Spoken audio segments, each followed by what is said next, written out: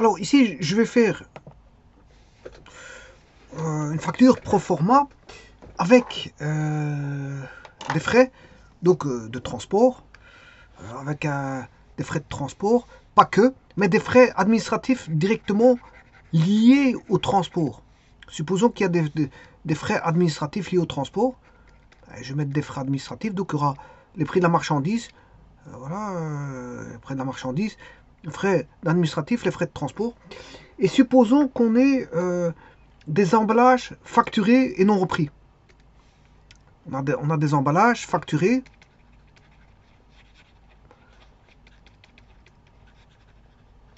non repris. Voilà. Alors, attention que les frais administratifs sont directement liés voilà, à la marchandise. Hein. Je vous l'ai dit. C'est directement lié, je répète encore une troisième fois, c'est directement lié, les frais administratifs sont directement liés à la marchandise.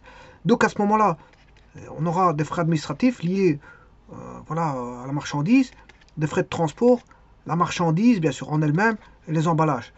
Et donc, s'il y a une TVA sur tout ça, voilà, il y aura une TVA sur tout ça, ben, je peux appliquer le calcul suivant. Supposons que ce soit la même TVA partout. Alors, si c'est la même TVA partout, je vais prendre d'abord le montant de la marchandise, que je vais appeler MT, voilà, fois le taux de TVA, ça c'est le montant de la marchandise, les frais de transport, fois, que je vais appeler FT, frais de transport fois le taux, T, puis on aura les frais administratifs directement liés à la marchandise fois un même taux. Je vais considérer que c'est le même taux partout. Hein. Voilà. Et des emballages non repris fois T. Bon, ils sont tous soumis au régime TVA. Et supposons que ce soit le même régime, soit 25, soit 19 ou 6%. Voilà. Alors, le montant total, ben, si vous faites la somme de ceci, pour avoir le total, vous allez faire MT fois T plus FT fois T plus FA fois T plus les emballages non repris, voilà, les emballages non repris, qui sont facturés bien sûr, fois T. Alors vous voyez que si le taux il est le même partout, ben, on peut mettre T en évidence. Donc vous aurez la somme MT plus le montant total de marchandises, plus les frais de transport, plus la comment on appelle ça, les frais administratifs liés directement à la marchandise, plus les emballages non repris, le tout fois T. Je peux mettre T en évidence. Voilà. Et alors, ceci constitue la base imposable. C'est la base sur laquelle on va calculer la TVA. Et je vais faire ça. Et bien sûr, je vais faire une passation des écritures, bien sûr, dans le livre journal et dans le livre des comptes. Alors pour ça, je vais rajouter des frais. Frais de transport, frais administratifs liés au transport.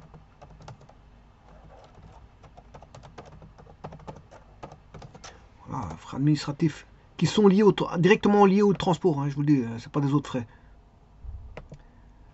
Alors, je vais mettre ici, bien sûr, les emballages.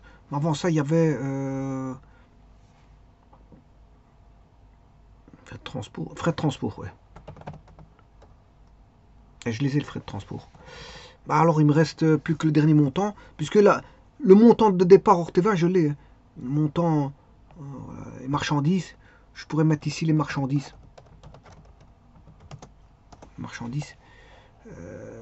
Prix hors TVA, hors TVA des marchandises, frais de transport, frais administratifs liés aux marchandises et les emballages non repris. Et qui sont bien sûr facturés. Je vais mettre des montants, 500, voilà, et 600. Bon, ici, je vais mettre toutes des unités monétaires.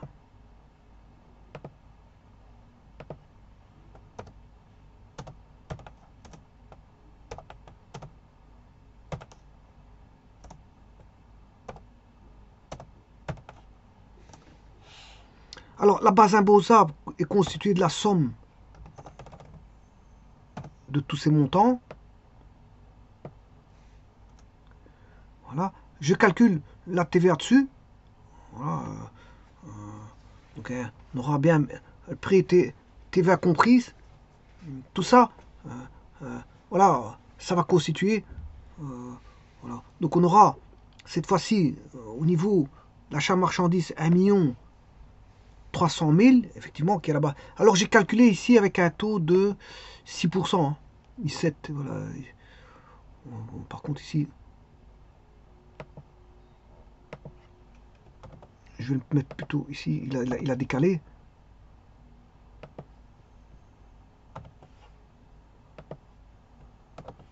Voilà.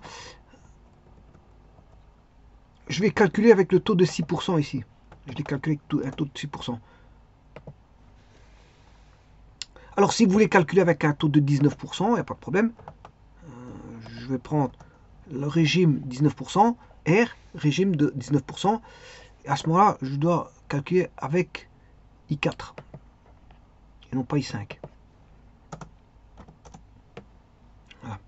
Et donc, ça s'inscrit directement dans les comptes. Donc, vous voyez que 1 million, ici, achat de marchandises, c'est la base imposable. Voilà, c'est la base imposable. Et donc, vous aurez compris que le compte achat, il enregistre à son débit le prix de revient total de la marchandise. Voilà, c'est le prix de revient total de la marchandise, c'est-à-dire non seulement le prix propre de la marchandise, mais également tous les frais accessoires qui s'y rapportent directement. Par exemple, le transport, les frais de facturation, voilà, les frais administratifs liés, bien sûr, à la marchandise, et voilà, les emballages non repris, etc., etc. Alors, on n'est pas obligé d'avoir des frais de transport. Je pourrais mettre 0. Voilà, je peux avoir 0 en frais de transport. Voilà.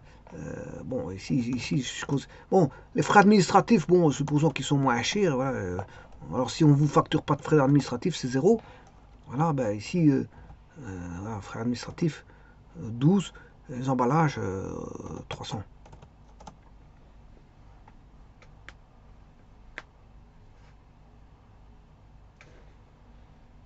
Et donc, dans le livre journal, vous avez l'écriture qui va se faire. Voilà, achat de marchandises. Et vous voyez que c'est 1 412 000 qui est la base imposable. Voilà, c'est la base imposable qu'on écrit dans voilà, achat de marchandises.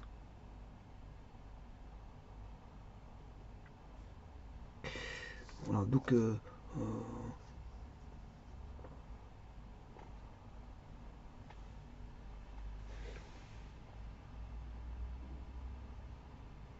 donc ça veut dire que achat de marchandises, les comptes, livre journal et grand livre des comptes, quand vous avez achat de marchandises, ça, on va dire, ça ne dit pas exactement, ça ne dit pas comment a été faite la facture. Là, il faut aller voir la facture. On vous dit, allez voir la facture numéro 1 tel. Vous allez voir la facture, là, à ce moment-là, il y a tout qui est décortiqué. On décortique. Achat de marchandises, il reprend tout plein de frais. Voilà, afférent, je veux dire, à la marchandise, frais administratifs, voilà. S'il y a des emballages non repris, on l'indique. Mais emballage non repris ne sera pas repris dans le grand livre des comptes. Voilà, il sera pas repris il est repris dans achat de marchandises ici. Voilà. Et dans livre journal, il sera aussi repris dans achat de marchandises. Donc, on décortique pas poste à poste à ce point-là. Voilà, on reprend toute une panoplie de valeurs, on tape en tant que base imposable dans le livre d'achat, je m'excuse, dans le livre journal et dans le grand livre des comptes.